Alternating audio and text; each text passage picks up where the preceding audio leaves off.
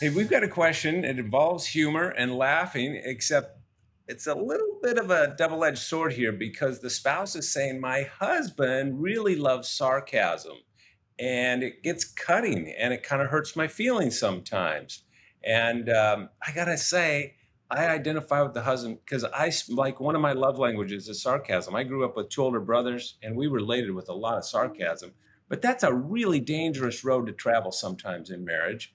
Talk to us a little bit about balancing sarcasm in married life so that it doesn't hurt people's feelings, at least Wow. at a serious level. Yeah, so at the risk of going kind of too deep, I think a really good way to attack or confront sarcasm is the person who is saying it, if they really, because there's some truth behind every piece of sarcasm. Like there's always a little bit of truth there. But even the person who's being hurt by the sarcasm, and I obviously we don't have time to get into it now, but if you ask yourself this question, what is it about what's said that is really bothering me? Like what Mm. is the thing? And if you can dig deep enough, you might find that there's something there, maybe from childhood, or just there's something a little extra there. And if you dig, you can find that gold nugget and actually receive some freedom from it in a way where the sarcasm won't even bother you as much. Then on the other end, where the sarcasticness person, sarcasmer,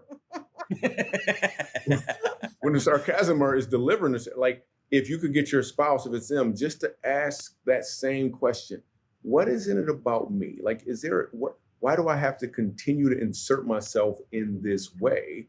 Like, am I Yeah. looking for something extra? Am I trying to get some sort of validation? Do I need a reaction? Like, there's something under it that can actually make the marriage even better if you dig in just a little deeper. Yeah.